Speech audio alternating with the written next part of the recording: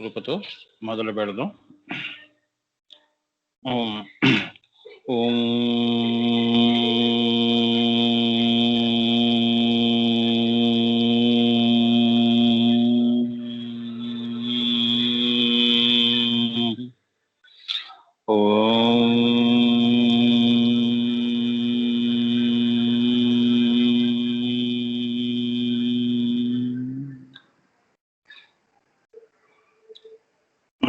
వందే గురుపదద్వంద్వం అవాంగ్మానసగోచరం రక్తశుక్లప్రభామిశ్రం అతర్క్యం త్రైపురం మహా బ్రహ్మాస్త్రకుండికాస్తాం శుద్ధజ్యోతిస్వరూపిణీం సర్వతత్వమయీం వందే గాయత్రీం వేదమాతరం.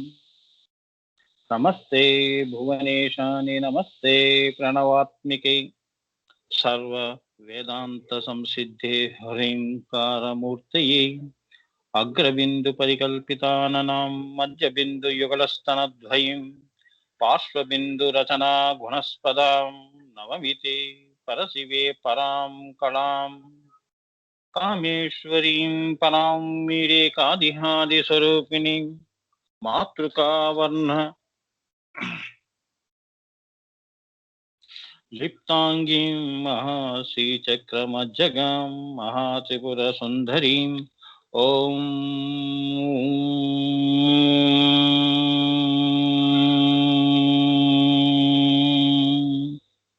ఓం హ్రీం హ్రీం హ్రీం.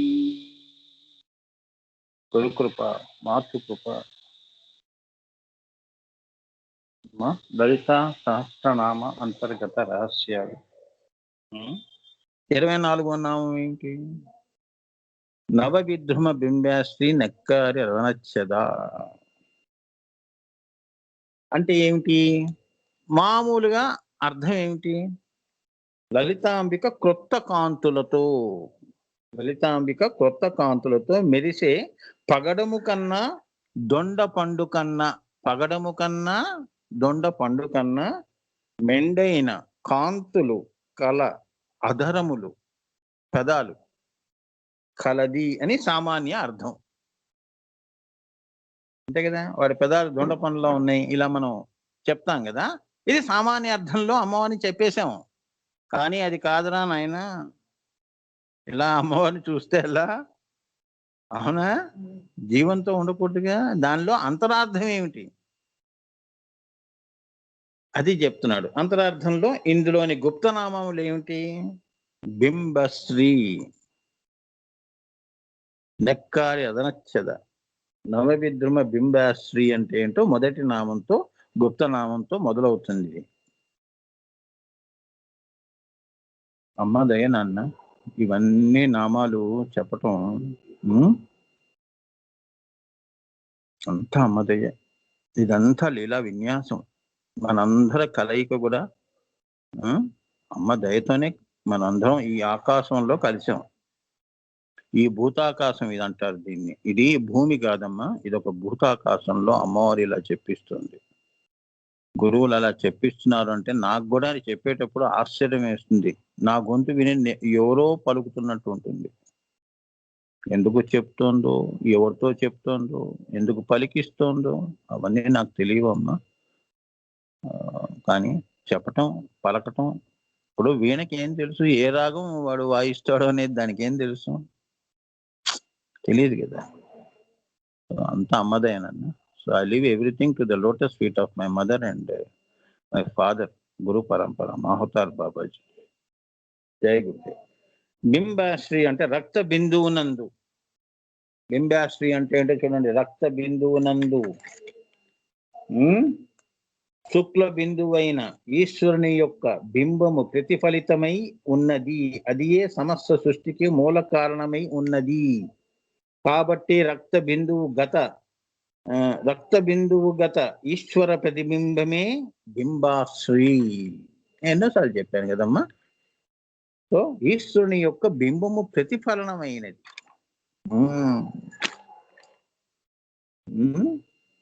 అదే సమస్త సృష్టికి మూల కారణమైనది. బింబాశ్రీ అంటే ఆయన బింబమే ఆమెలో ప్రతిఫలించినది. అంతే కదా, అంతే కదమ్మా. ఆవిడ మీద ఇంకా ఇంకొక నీడ పడుతుందా? పడదు. మరి బింబాశ్రీ అంటే తన శ్రీవారే. ఆయన యొక్క బింబమే ఆవిడలో ప్రతిఫలించింది, ఇంకేది ప్రతిఫలించలేదు అని. ఆ బింబములు పట్టి తన యందు నిలుపుకొనేవలే. నిలుపుకుంది, పట్టి నిలుపుకుంది. ఎందుకంటే మరలా పట్టి తన యందు నిలుపుకునేవలే. ఎందుకంటే మరలా అంతే బ్రహ్మ పదార్థం కావాలి కాబట్టి. ఎందుకు పట్టుకుని ఉంది? ఒక రకంగా చెప్పాలంటే మానవ భాషలో, పరిభాషలో చెప్పాలి అంటే శుక్రాన్ని పట్టుకుని ఉన్నది పిండము కోసము, అంతేగా, సృష్టి కోసము అని. ఇక్కడ ఇది మనకి ఒక ప్రతిఫలన. అందుకే we are made in the image of the father అంటారు, అంతే కదా. సృష్టి అంతా ఈశ్వరుడి యొక్క సంకల్పము అంటే అది. మనందరం అమ్మవారి యొక్క ఊహల నుంచి పుట్టిన వాళ్ళం. మనకంటూ ఒక రూపం తెచ్చుకుని పుట్టిన వాళ్ళం కాదు. ఆవిడ ఇచ్చినవే మనకి ఇక్కడ కింద పడ్డాం. నా ముక్కు ఇలా ఉంది, కన్ను ఇలా ఉందంటే అలా గీసి కింద పడేసింది, అంతేగా. అమ్మని పడేసింది. అందరూ తిరగబడుతూ వాన వాన పడినట్టు పడ్డాం కింద భూమి మీద, అంతే. సో ప్రతిబింబమే బింబాశ్రీ. అది బ్రహ్మ పదార్థము కోసము. బ్రహ్మ పదార్థం అంటే ఎలక్ట్రాన్స్, న్యూట్రాన్స్, ప్రోటాన్స్, ఆటమ్స్, ఇవి పుట్టి మాలిక్యూల్స్. తర్వాత మ్యాటర్. ఆ మ్యాటర్లో ఒక సూర్యుడు గాని, చంద్రుడు గాని, నువ్వు గాని, ఇంకేదైనా గాని జలముల నుంచి పుట్టినది. యూనిసెల్యులర్ ఆర్గానిజమ్స్ అంటారు. ఏకకణ జీవుల నుంచి అనేక కణములతో కూడుకున్న మానవ సృష్టి వరకు అని. దానికోసం పట్టి ఉంచినది బ్రహ్మ పదార్థము కొరకు అని. బింబాశ్రీ అంటే అది. బింబశ్రీ అంటే అది. బింబము అంటే అదనమాట. అంటే ఆయన సంకల్పాన్ని వస్తువుల్లో చూపించటం. చిన్నప్పుడు కిండర్ గార్డెన్ లో యాపిల్ అని అంటే ఆ చిన్నపిల్లాడికి ఏం తెలిసింది? ఏపీపీ యాపిల్ అన్న అలానే అంటూ ఉంటాడు. కానీ వాడికి యాపిల్ పండు చూపించకపోతే వాడికి ఎలా ఉంటుందో తెలియదు. నిజమైన యాపిల్ పండు చూపిస్తే ఇదేంటంటే ఏమో నాకు తెలియదు అంటాడు, అంతేగా. సో ఈ సృష్టి అంతా కూడా ఆ యాపిల్ యొక్క ప్రతిరూపం, ఆయన సంకల్పం యొక్క ప్రతిరూపం. అందుకే మనందరం we are made in the image of the god అంటారు. అర్థమైందా? అది పట్టుకోవాల్సింది మీరు. సో ఎవ్వరూ కూడా అమ్మ సృష్టిస్తేనే సృష్టి అంతా కూడా ఆయన యొక్క ప్రతిరూపము, ప్రతిఫలన, అంతేగాని ఇంకేమీ లేదు నాయన అంటున్నారు. అది ఏమ్మా బింబాశ్రీ అంటే అది. ఏమ్మా మహామాయకును ఈశ్వరుడికి ఏమీ భేదం లేదని దీని అర్థం. ఇప్పుడు దీన్ని బట్టి మీకు ఏమర్థమైంది? ఈశ్వర మాయకిను ఈశ్వరుడికి ఏ భేదము లేదని. ఓకే, అంటే ఆయననే మాయ అయ్యాడు, ఆయనే మాయ అయ్యాడు అని.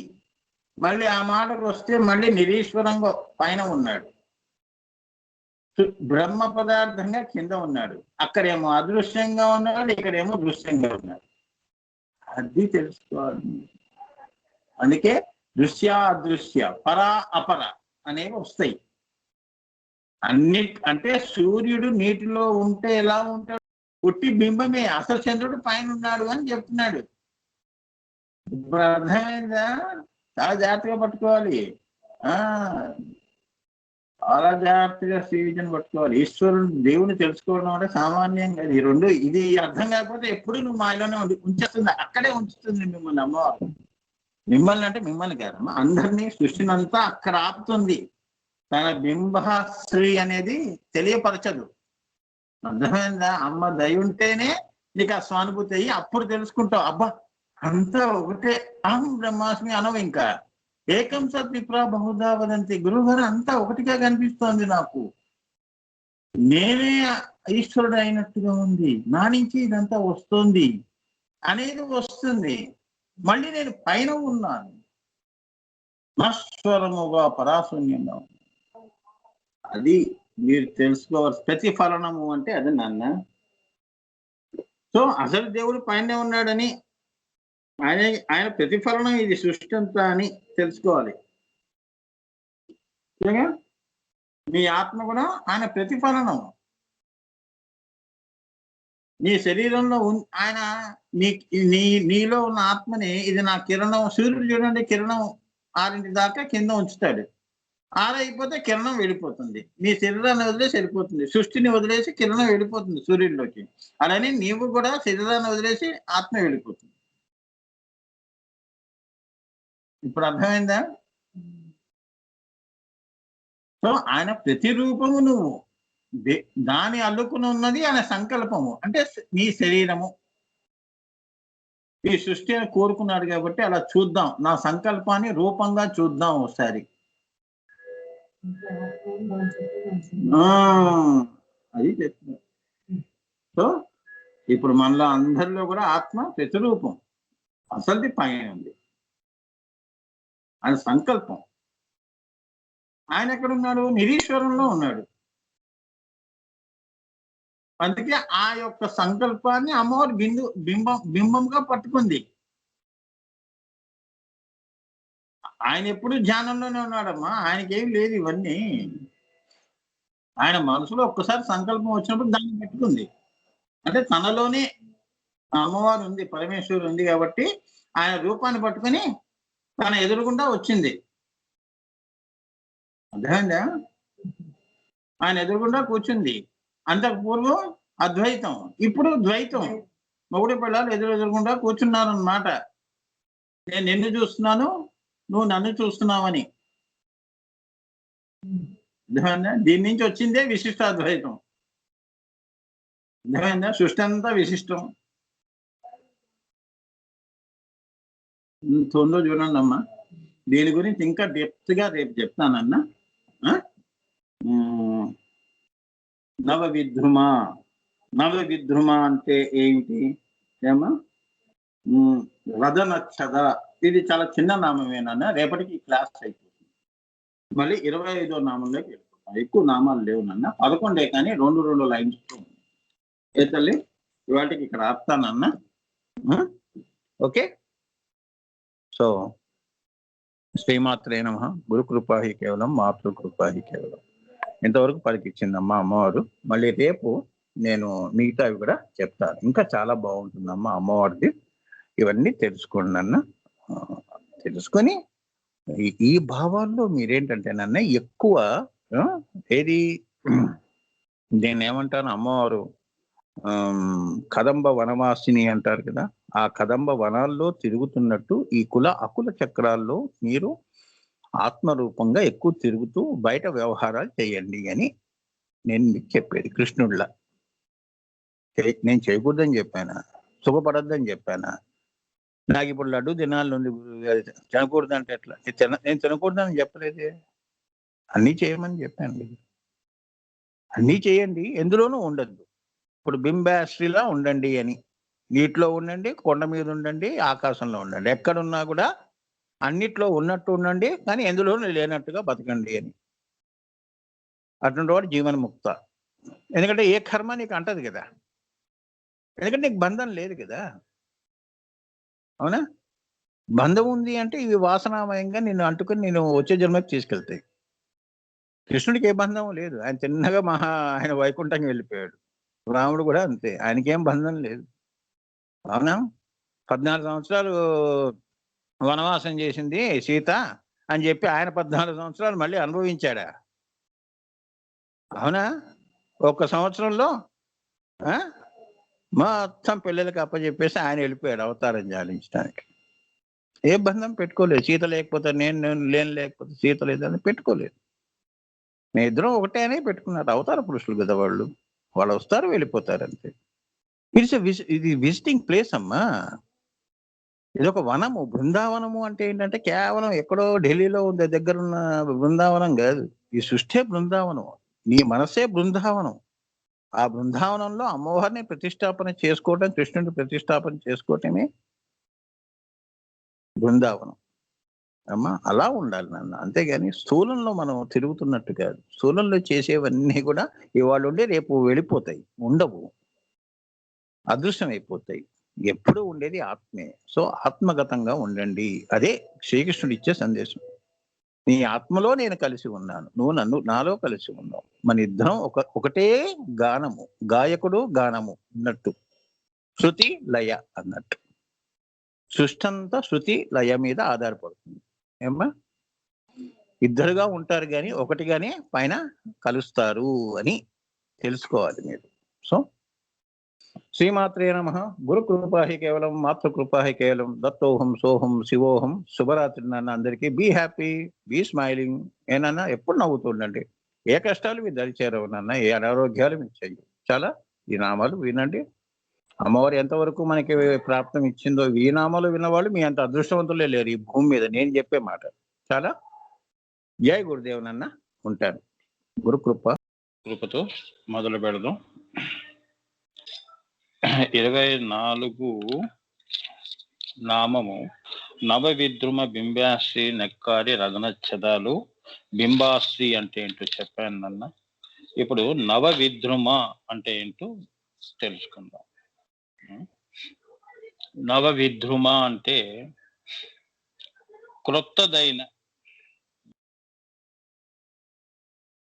క్రొత్తదైన చెట్టు సృష్టియే ఒక అశ్వత్థముగా భావితం చేయటం జరిగింది. అంటే ఏంటంటే దానికి బీజము శ్రీచక్ర మధ్యగత బిందువు. మిగిలిన శ్రీచక్రం అంతా కూడా నవావరణములతో కూడిన కాంతి వృక్షము అవుతుంది. కాబట్టి నవ విద్రుమ అంటే బిందువు చేత ఏర్పడిన 9 ఆవరణాలు భూషితమైన సృష్టి చక్రము అని అర్థము. ఇప్పుడు దీనికి నేను చెప్తానన్న. శ్రీ విద్య ఇది భావ అంకురము అంటారు.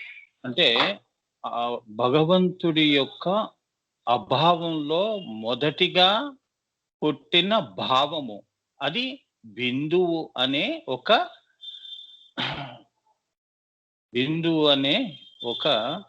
ఇది విత్తనము, సీడ్ అంటారు. ఫస్ట్ ఇప్పుడు మనం కూడా చిన్నప్పుడు పుట్టినప్పుడు మనకు కూడా ఒక భావం ఏర్పడాలి అన్నప్పుడు అతఃపూర్వం ఎలా ఉన్నాము, చిన్నప్పుడు కళ్ళు తెరిచినప్పటి నుంచి 6 నెలల దాకా ఎలా ఉంటాడు, వాడికి అభావంలో ఉంటాడు. పెద్దగా ఏమీ తెలియదు. కానీ మొదటిగా వాడికి ఒక భావం అనేది వస్తుందే, అది నేను.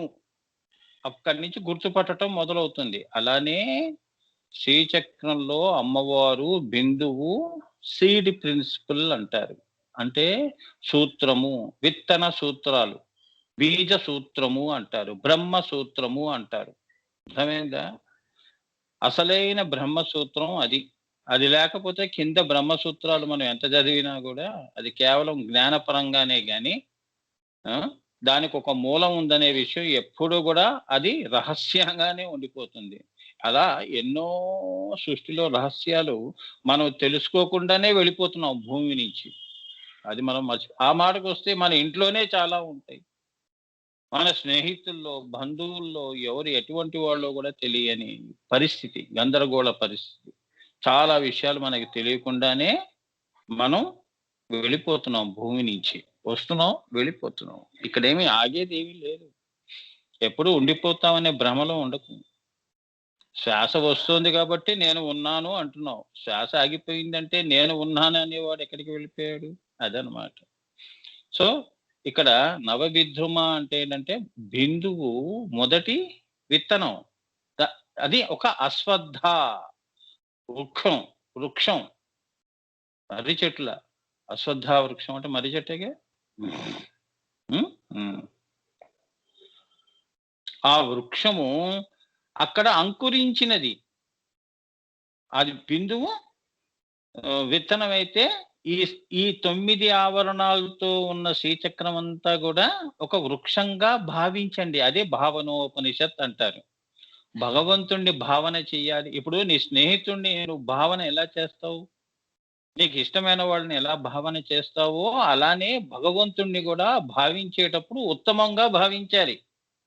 నీకు అనుగుణంగా దేవుణ్ణి పెట్టుకుని నువ్వు ఎప్పుడు ఇలానే ఉండాలి అని చెప్పి చేసే భావన కాదు. అది నీ యొక్క భూమి మీద నువ్వు పెట్టుకున్న బంధువులు, నీ మిత్రుల్ని అలా కిందకి దించి నీకు అనుగుణంగా మార్చుకుంటావు. అటువంటి భావాలు కావు. అర్థమైందా ఇది? ఆ! అది తెలుసుకోవాలి మీరు. ఇది అమ్మవారికి కలిగిన మొదటి భావము. అదే ఈ వృక్షము నవవిద్రుమ అంటే ఏంటంటే మొత్తం విత్తనంగా, బిందువుగా, త్రికోణాంతర దీపిక అక్కడి నుంచి అశ్వత్థ వృక్షము. ఆ! జడలు కట్టి ఇది ఎలా ఉంది? ఈ మొత్తం శ్రీచక్రం అంతా కూడా ఒక పెద్ద వృక్షం అన్నమాట. వటవృక్షము. మనందరం పక్షులము. ఈ 14 లోకాల్లో ఉన్న ఈ జీవాలన్నీ గూడా, ఈ దేవతలందరూ గూడా ఆ అశ్వత్థ చెట్టు మీద మనం కాపురాలు చేసుకుంటున్నాం. మన జీవితాలు వెళ్ళబుచ్చుకుంటున్నాం. అర్థమైందా? ఇప్పుడు మీరు చూడండి, గ్రామాల్లో ఊరి అవతల ఇటువంటి పెద్ద పెద్ద వృక్షాలుంటాయి. అవునా? ఎన్ని పక్షుల యొక్క ఈ ఏది దాని యొక్క కిలకిల ఈ ఈ దాని యొక్క శబ్దాలు అమ్మా నిండి ఉంటాయి. గూళ్ళు కట్టుకొని ఉంటాయి. అదంతా శ్రీ విద్య అనుకోవాలి. అది భావించండి. ఒక చెట్టు కొన్ని వేల పక్షుల జంటలకి అది ఆశ్రయాన్ని ఇస్తోంది. అలానే మనమందరం కూడా పక్షుల్లాంటి వాళ్ళం. అమ్మవారు విత్తనమై ఈ అశ్వత్థ వృక్షం మీద అంటిపెట్టుకొని ఉన్నవాళ్ళం. అందులో నుంచి వచ్చిన వాళ్ళం మనం. అందులోనే ఉండి, అందులోనే కలిసి, అందులోనే జీవించి, అందులోనే అంతరించిపోతాం. అది చెప్తున్నాను. నవవిద్రుమ అంటే అది. మనకి ఇంకెక్కడా లేదు. నువ్వెక్కడా బతకలేవు. అశ్వత్థ ఈ శ్రీచక్రం లేకుండా నువ్వు ఎక్కడా ఉండలేవు. ఆ! ఇంకేదైనా ఉండాలి అంటే నువ్వు నిర్వికల్ప సమాధుల్లో వెళ్ళాలి. అమ్మలో కలిస్తేనే గాని ఇంకో స్థానం అదే. నువ్వు బయటికి వచ్చావు అమ్మ నుంచి విత్తనం ఇగో ఇప్పుడు నవవిద్రుమగా బయటికొచ్చావంటే మళ్ళీ నువ్వు అక్కడికే వెళ్ళాలి. ఆ భావంలో, ఆ భావం నుంచి అభావంలో వెళ్ళాలి. అంతే ఇంక నువ్వు ఎక్కడికి వెళ్ళలేవు. ఇటు లేదు, అటు లేదు, పైన లేదు, కింద లేదు. అంతా గూడా శ్రీచక్రమే. ఆ! అది అమ్మవారి గొప్పతనం. ఇప్పుడు అర్థమైందా? సో, ఇప్పుడు అమ్మవారు విత్తన రూపంలో ఉంది. భావ రూపంలో ఉంది. భావ అంకురం. అంకురించి 14 లోకాలు. ఈ 9 ఆవరణాలు అంటి పెట్టుకొని ఉన్నాయి. ఈ యొక్క ఈ అమ్మవారి విత్తనం నుంచే మనందరం వచ్చాం. మనం పుట్టటం కూడా అదే విత్తనం. దేవతలకి గాని, మనకి గాని. మనం ఎక్కడి నుంచి పుట్టాము అంటే మన తల్లిదండ్రుల గురించి కాదు మనం జెప్పేది. ఆత్మగతంగా చూస్తే మనందరం అక్కడి నుంచి వచ్చిన వాళ్ళం. మనకి మూలం అది. నువ్వు దేవతవా, జీవివా, పిపీలికాది బ్రహ్మ పర్యంతము ఎవ్వరు గూడా ఏదిరా నీ మూలము అంటే అదే చూపించాలి అని దాని అర్థం నవవిద్రుమా అంటే. ఎంత బాగా చెప్పారు చూడండమ్మా. ఇందులో అక్కడ అలా నేను ముందు చదివేశాను గురువు గారిది. దాన్ని సామాన్యులు గూడా ఎలా దాన్ని చూడాలి, దాన్ని చూసే దృష్టి ఎలా ఉండాలో అనేది మీకు నేను చెప్పాను. ఆ దృష్టితో చూడండి నాన్న అని. అవునా? ఇప్పుడు సూర్యగ్రహణం ఉంది అంటే నేను కళ్ళద్దాలు ఇచ్చి ఇలా చూడండి నాన్న అని చెప్తున్నాను. ఆ మహానుభావుడు ఆనందగాను ఎలా చెప్పాడో చూడండి. ఈ కళ్ళద్దాలు పెట్టుకొని చూడండి అని. సూర్యుడిని చూడాలంటే కళ్ళద్దాలు. అవునా? పెట్టుకొని మరి గాలిపటాలు ఎలా ఎగరేస్తావు? సూర్యుడిని డైరెక్ట్‌గా చూసి ఎగరేస్తావా? కళ్ళద్దాలు పెట్టుకొని గాలిపటాలు ఎగరేస్తున్నారుగా. అలా నేను అందుకే సామాన్యులకి చాలా సామాన్యమైన పదాలు. హ్మ్. ఇది ఇస్తే పాపం వాళ్ళేంటంటే కొద్దిగా కష్టపడి ఓహో! అశ్వత్థ అంటే మనందరికీ మూలం. ఈ సర్వ సృష్టికి మూలం ఆ బిందువా? మొదటి భావన అక్కడ పుట్టింది. ఆ భావన మనలో ఇన్ని భావాలు రేకెత్తిస్తోంది మనకి. చూసారా? మొత్తం శ్రీచక్రం అంతా అమ్మవారుగా భావిస్తే మన భావాలు, పక్కవాడి భావాలు అన్నీ గూడా మళ్ళీ సముద్రంలోనేగా. చేప సముద్రంలో ఈదుతూ తన భావాలు వేరనుకోలేదు గదా! అంతా సముద్రమే. నీ భావాలు సముద్రంలోనే పుడతాయి. అంటే అశ్వత్థ వృక్షంలోనే పుడతాయి. అశ్వత్థ వృక్షంలోనే పెరుగుతాయి. అశ్వత్థ వృక్షంలోనే నీవి అన్ని కోరిక తీరిపోతుంది. అందులోనే మళ్ళీ కలిసిపోతావు నువ్వు. నీటి బుడగల, కెరటంలా. అందుకే నేను ప్రత్యేకము, అమ్మవారు ప్రత్యేకము, ఈ అశ్వత్థ వృక్షం ప్రత్యేకము, బిందువు ప్రత్యేకము. అలా మీరు విభజన చేసి చూడటం కాదు. అంతా గూడా నేను అమ్మవారి యొక్క సృష్టిలో మునిగి తేలుతున్నాను. అందుకే నాకు ఆవిడవే నాకు, ఆ భావమే నాకు. ఇప్పుడు నీకు భావాలన్నిటికి గూడా మూలం ఆ అమ్మవారే. అర్థమైందా? నేను అనేది నీకు కల్పించింది కాబట్టి నువ్వు అన్ని భావాలు చేయగలుగుతున్నావు. ఇప్పుడు చెప్పండి ఇది మీ సంకల్పాలన్నీ మీవా? మీరు పుట్టిస్తే పుడుతున్నాయా? మీరనుకుంటే అవన్నీ వస్తున్నాయా? రేపు ఈ భావాలు చేస్తానని చెప్పంగానే ఆ భావాలన్నీ రేపటికి సిద్ధంగా ఉన్నాయా? రేపు పరిస్థితులు ఎలా ఉంటాయో ఇవన్నీ శ్రీచక్రంలో ఈ విత్తనం నుంచి పుట్టేవే. ఆ ఇవాళ నీకు చెడు కాలం అంటే రేపు మంచి కాలం, రేపు చెడని నువ్వెలా చెప్పగలుస్తావు? సో చెడు మంచి చెడు అనేది అక్కడ ఏమీ లేదు. అన్ని నీలో పుడుతున్న భావాలు. ఎందుకంటే ద్వైతం ఉంది కాబట్టి, నేను నీవు అనేది రెండు ఉన్నాయి కాబట్టి ఇది వచ్చింది. నువ్వు ఎప్పుడు కూడా రెండులో ఉండవు. ఒకటిలోనే ఉంటూ రెండుగా భావించి జీవితాన్ని గడుపుతున్నావు. ఉదాహరణకి మీరు ఒక గదిలో కూర్చున్నారనుకోండి. గదిలో కూర్చున్నప్పుడు ఎవ్వరు మీ ఇంట్లో లేరు. మీరు ఒక్కరే ఉన్నారు. మీ పనులు మీరు చేసుకుంటున్నారు, ఇంటి పనులు. చేసుకుంటున్నప్పుడు నీతో పాటు నీ మనస్సు అనేది ఒకటి ఉందిగా, దాంతో మాట్లాడుతున్నావుగా. ఏమ్మా? దాంతో మాట్లాడుతున్నావు గదా! చెప్పేవాడు ఎవరు? వినేవాడు ఎవరు? మళ్ళీ నువ్వే. అవునా? కొందరు చూడండి గట్టిగా మాట్లాడతారు. కొందరు మనసులో మాట్లాడుకుంటారు. కొందరు ఏమిటి నటన చేసి ఇంట్లో తిరుగుతూ ఉంటారు అరుచుకుంటూ. ఎవరికి ఎవరు చెప్పుకుంటున్నారు? అక్కడ ఎవరు లేరు వ్యక్తులు. ఇదే ద్వైతం. అర్థమైందా? 10 మంది వస్తే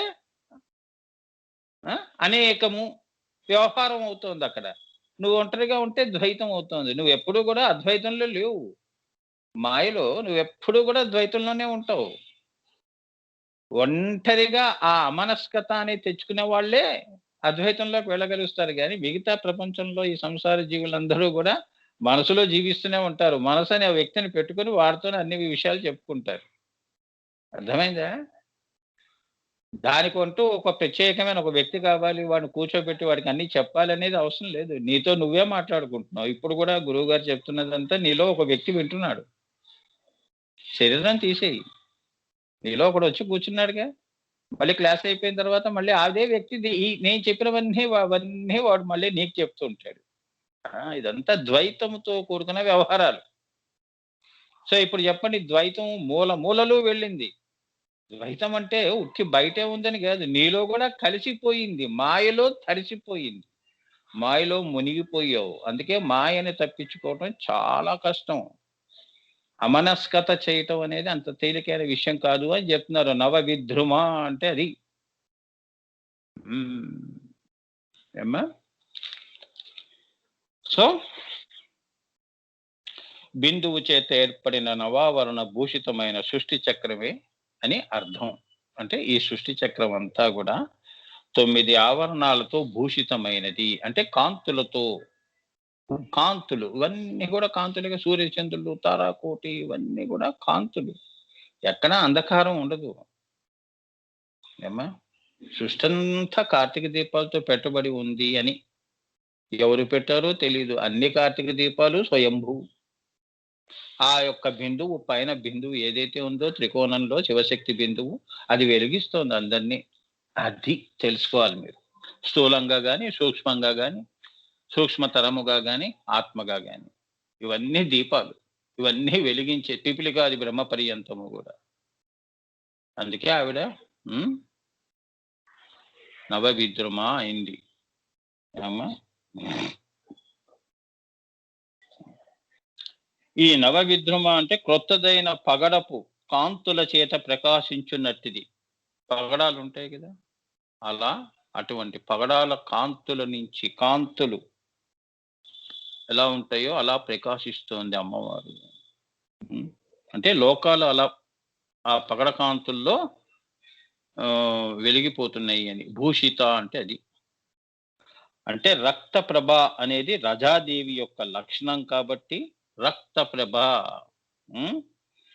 అనేది రజాదేవి యొక్క లక్షణం కాబట్టి నవవిద్రుమ అనటంలో మహామాయా స్వరూపమైన ఆద్య చైతన్యం తెలియబడుతోంది. ఈ మహామాయ అనేది ఈ నవవిద్రుమ అంటే క్రొత్తదైన పగడపు కాంతులు అంటే అనటంలో. పగడాలు ఏ రూపంలో ఉంటాయమ్మా? ఏ కలరు? ఎరిపేగా. పగడం అంటే ఎరిపే కదా. చెప్పండి అమ్మా, ప్రశ్న వేశాను కదా. ఎవరినో ఒకరు జవాబు చెప్పండి.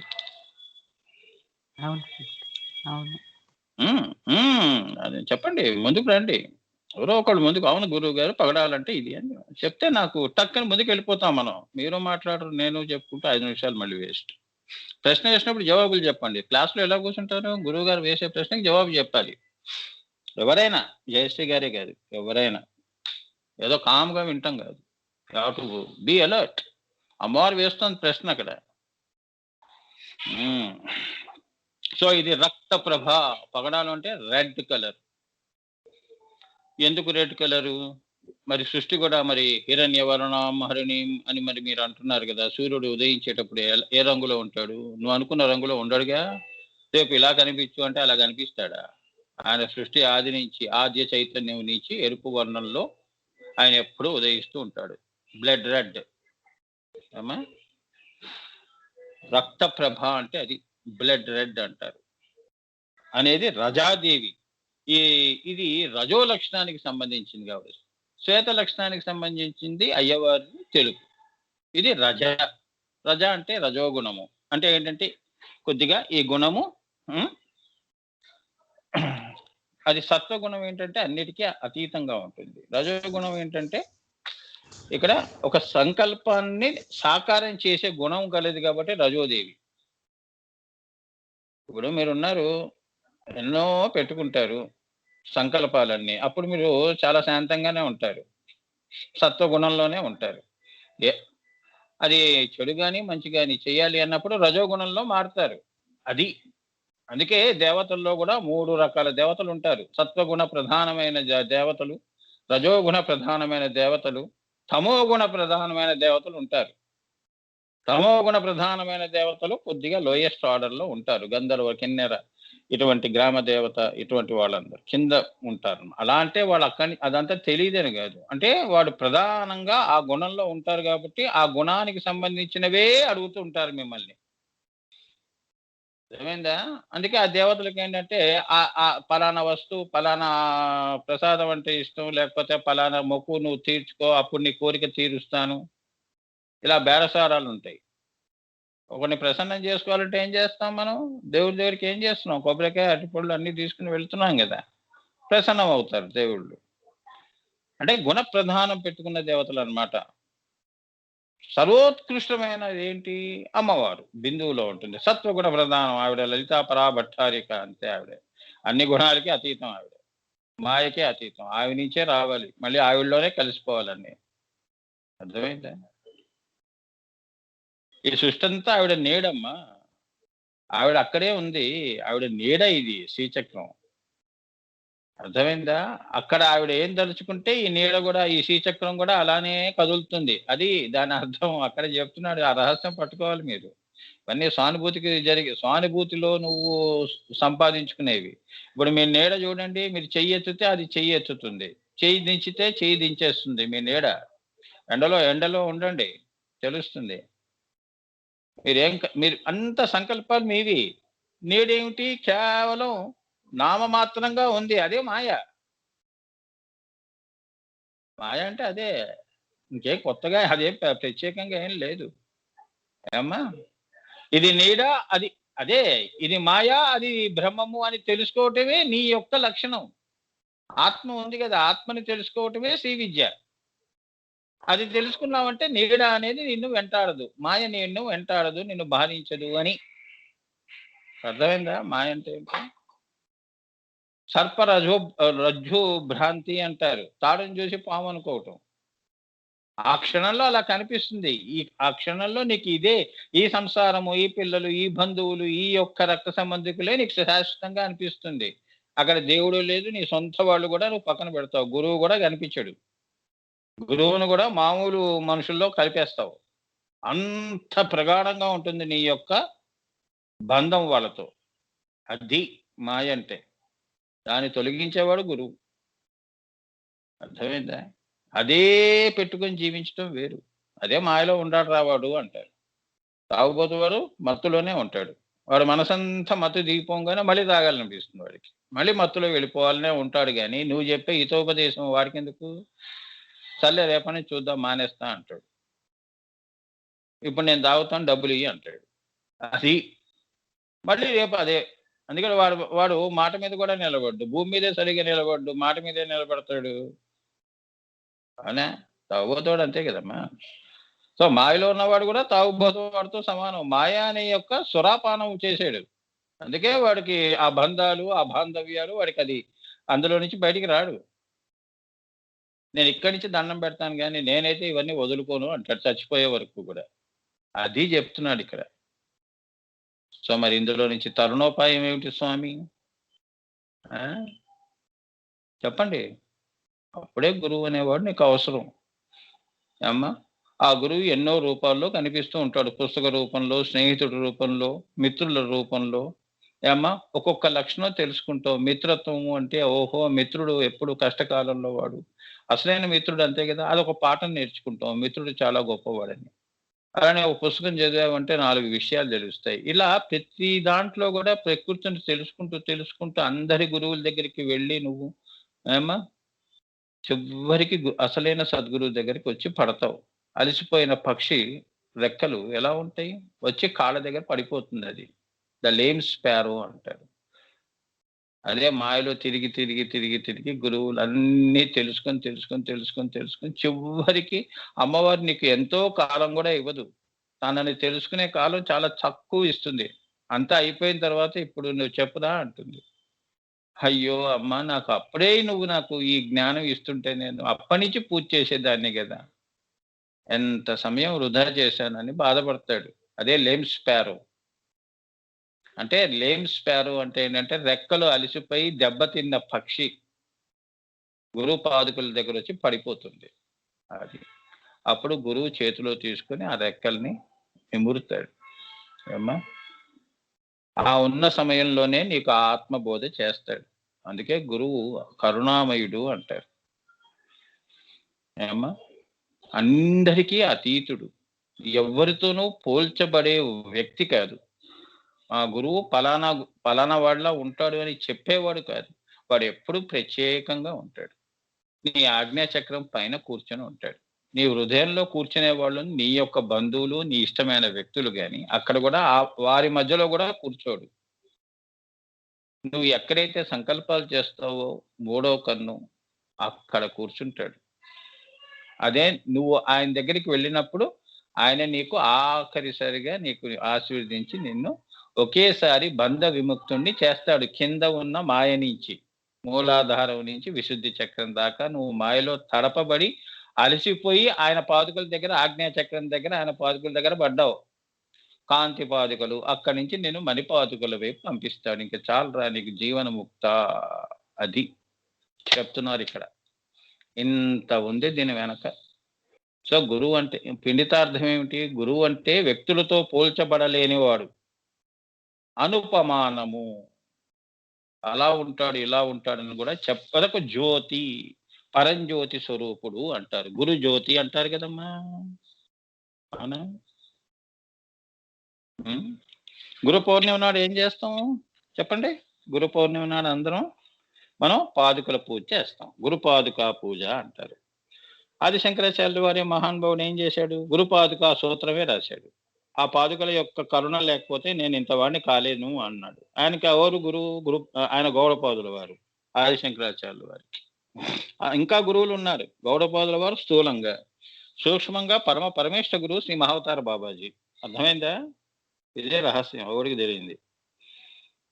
ఇక్కడ ఈ యూట్యూబ్ వెధవలకి, చవటలకి వీళ్ళు ఎక్కడెక్కడి నుంచో వాడెవడో చెప్పాడని అన్నీ ఎక్కిస్తుంటారు.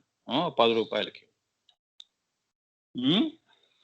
ఆ యూట్యూబ్ వాడు ఇచ్చే ₹10 ఏరుకోవటానికి ఎవరు పడితే వాళ్ళని అందరిని ఎక్కిస్తుంటారు యూట్యూబుల్లో. మన, పర అనేది లేకుండా. అవునా?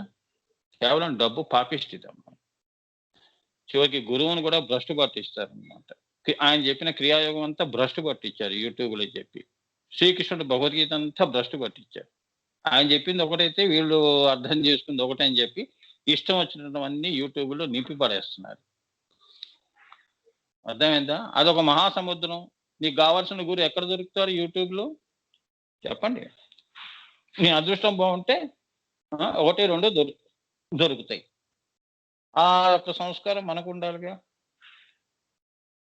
ఇదే నాన్న జరుగుతోంది. ఇప్పుడున్న ట్రెండ్ అలా ఉంది. అమ్మా. సో జాగ్రత్తగా వినండి నాన్న.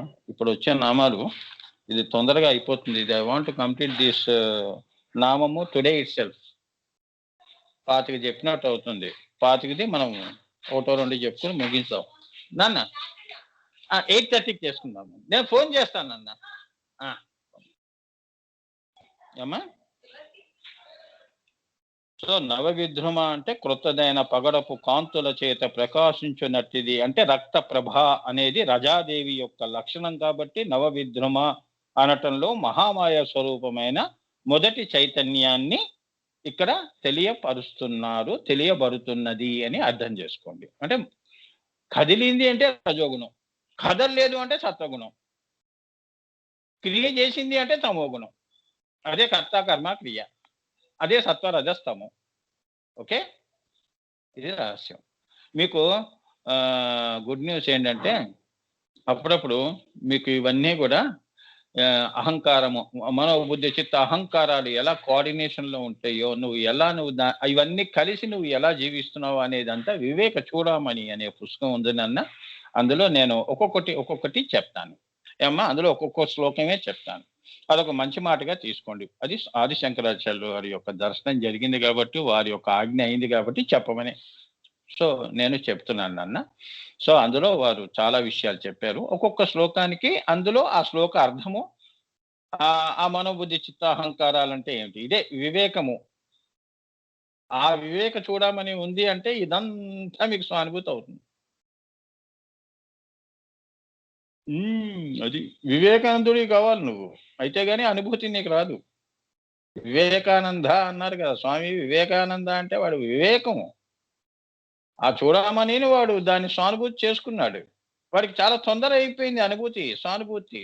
ఎందుకంటే విషయం తెలిసింది అంటే ఎవరైనా కళ్ళు మూసుకొని పని చేస్తారు. విషయం తెలియకపోతే ఏం చేస్తాం, ఎక్కడికి పోతున్నామో తెలియదు. అవునా? ఇప్పుడు మీ ఇంట్లో కరెంటు పోయింది, చీకట్లో టక్కన లేస్తారు. ఎలా లేస్తున్నారు? ఏం కనిపించట్లేదు కదా అంటే అది విషయం తెలుసు, మా ఇంట్లో ఏ వస్తువు ఎక్కడ ఉంటుందో అనేది. అది మీరు భావనలో మీ ఇంటి యొక్క లోకాన్ని సృష్టించుకొని అలా మీరు వంటింటి దాకా వెళ్ళిపోతారు, మీ బెడ్రూమ్ దాకా వెళ్ళిపోతారు. ఎలా వెళ్తున్నారు? ఏవి దెబ్బలు తగలకుండా చీకట్లో. వివేకం అంటే అదన్నమాట. తర్వాత అది కూడా అవసరం లేదు మీకు, శరీరంతో ఉన్న ఆ చూపు కూడా అవసరం లేదని. తర్వాత ఆత్మ దృష్టి ఇస్తారు, దివ్య దృష్టి అంటారు. ఆ దివ్య దృష్టిలో నువ్వు ఈ లోకమంతా కూడా ఒక వ్యక్తి యొక్క మొత్తం వాడి భూత భవిష్యత్ వర్తమానం అంతా మొత్తం కనిపిస్తుంది. అర్థమైందా? అదే దివ్య దృష్టి అంటారు. అంటే ఏంటంటే భూత భవిష్యత్ వర్తమాన త్రికాల జ్ఞాని అంటారు.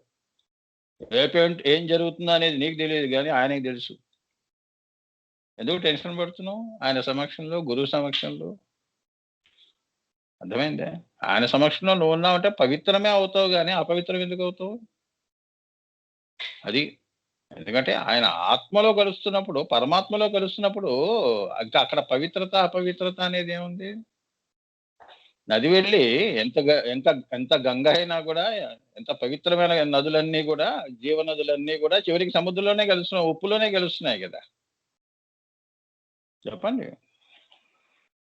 ఎందుకంటే వాళ్ళ ధ్యేయమే అది. నీ ధ్యేయమే గురువు జ్యోతిలో కలవటం. అంతేగా, అదనమాట. అది వివేకము అంటే. అంతేగాని శరీరమే నేను అంటూ నువ్వు మరి అది శరీరమే ఎందుకు, మరి నాకు ఇటువంటివి ఎందుకు వస్తున్నాయి, మనోబుద్ధి చిత్త అహంకారాల్లో ఎందుకున్నాను అంటే దాని యొక్క బంధం ఏమిటి? మనస్సు ఎప్పుడు వస్తుంది? ఆ మనస్సు మారితే ఏమొస్తుంది? బుద్ధి ఏమవుతుంది? అప్పుడు అది క్రియగా ఎలా వస్తుంది? అదంతా కూడా మీకు చెప్పమని. అన్నీ తెలుసుకోండి అమ్మా, అన్నీ తెలుసుకోండి. తెలుసుకొని దాన్ని మీరు సానుభూతి చేసుకోవాలి.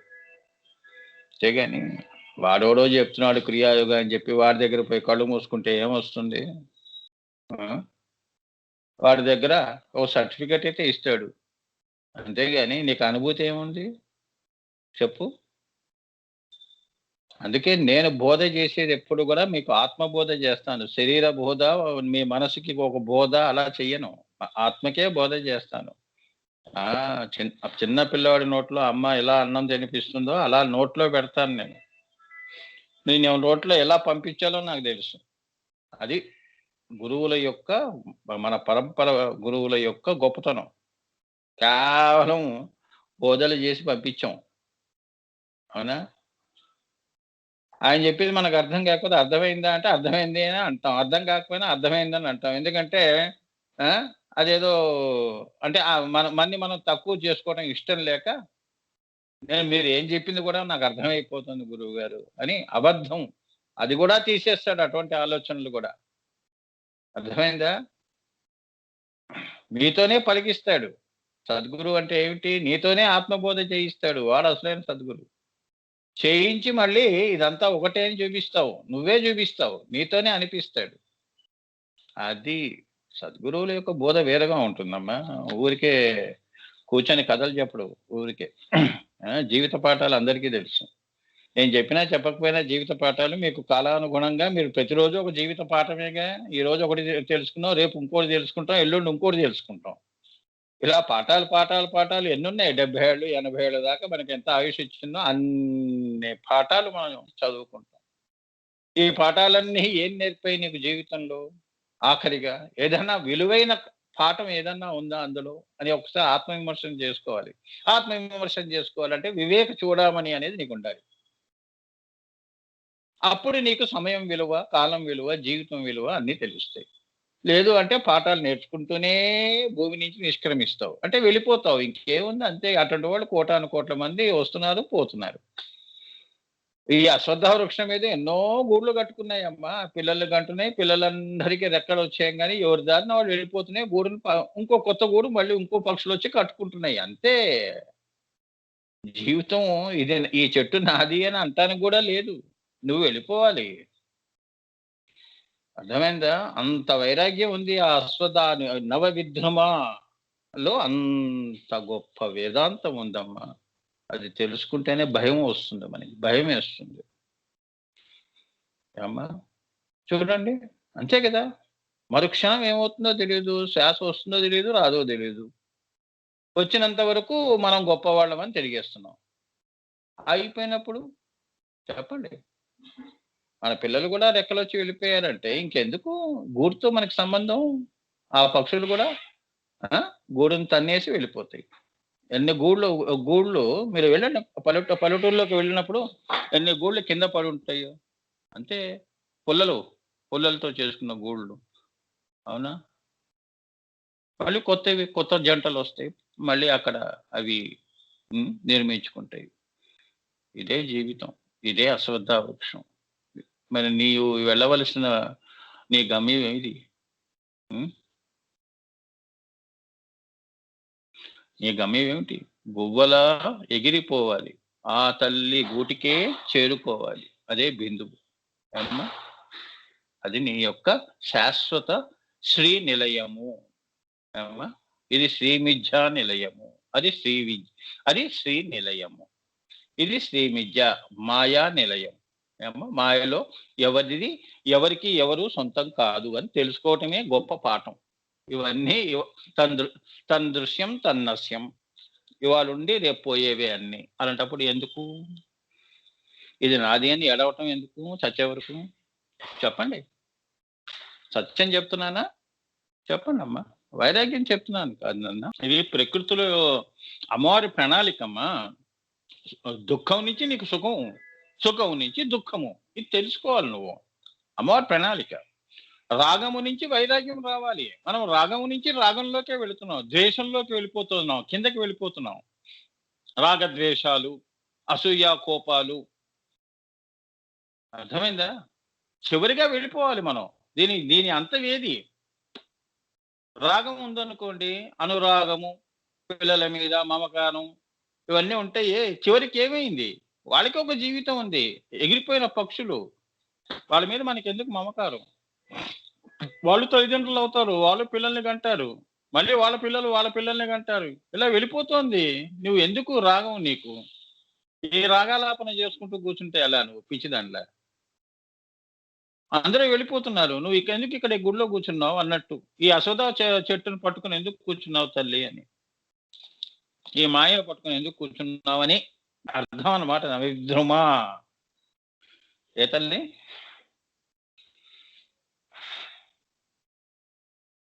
అది. సో రాగము నుంచి మనం ఏం నేర్చుకోవాలి? వైరాగ్యం అనేది నేర్చుకోవాలి. వైరాగ్యము అంటే ఏంటంటే అందరినీ తన్ని తరిమేమని కాదు. అందరినీ ప్రేమగా చూడాలి. ఆ! ప్రేమలో ఉండాలి గానీ, ప్రేమే నువ్వుగా బతకకూడదు. కోపమే నువ్వుగా బతకకూడదు. కోపిష్టివాడన్నట్టుగా బతకకూడదు. ఎప్పుడు రాముడు గావాలి గదా! నీలో రామత్వం రావాలి గదా! రాముడు ఎప్పుడవుతావు? అన్నీ తెలుసుకున్నవాడు రాముడు. శ్రీరాముడు కావాలి నువ్వు. ఒట్టి రాముడిగా మిగిలిపోతే ఎలా? ఈ మూలాధార స్వాధిష్టానంలో వనవాసం చేస్తూనే ఉంటావు. నువ్వు పట్టాభిషిక్తుడివి కావాలి. బ్రహ్మకచ్చం దగ్గరికి వెళ్ళాలి. ఆత్మని నువ్వు అక్కడికి ప్రస్థానం చేయించాలి. అది నువ్వు చేయవలసింది. ఇవన్నీ నాకు పాఠాలు. మిథ్యలో ఉన్న పాఠాలు. నన్ను నేను ఉద్ధరించుకునపోవటం కోసం ఈ అశ్వత్థ వృక్షం ఉంది. నాలో ఎన్ని పరిణితులు తీసుకొస్తోంది అమ్మవారు. ఇది ద యాటిట్యూడ్ అంటారు దీన్ని. This is called attitudes. అంతేగాని ఎవడో వెస్టర్న్‌ని చూసి మనం మార్చుకోవటం కాదు attitudes. What do you mean by an attitude? అమ్మా! యాటిట్యూడ్ అంటే ఏంటంటే వేష భాషలు కాదు. వాడెవడో ప్యాంట్ ఏసుకుంటే మనం ప్యాంట్ ఏసుకుందామని ఇది కాదు వేష భాషలు. ఏ యాటిట్యూడ్స్ కావు. వాడు ఇంగ్లీష్‌లో వాడు మాట్లాడుతున్నాడు. మనం కూడా ఇంగ్లీష్‌లో మాట్లాడకపోతే the other people will consider ourselves as uncivilised people. ఆ భ్రమలో ఎందుకు? Why you dwell in that మాయ? నీకంటూ ఒక ప్రత్యేకత ఉంది. అర్థమైందా? అదే attitude. Be what you are. నువ్వేంటో అలానే ఉండు. నీలో నీవుగా ఉండు. ఎందుకు వాడెవడో చెప్పాడని ఆ భావంలో బతుకుతావు.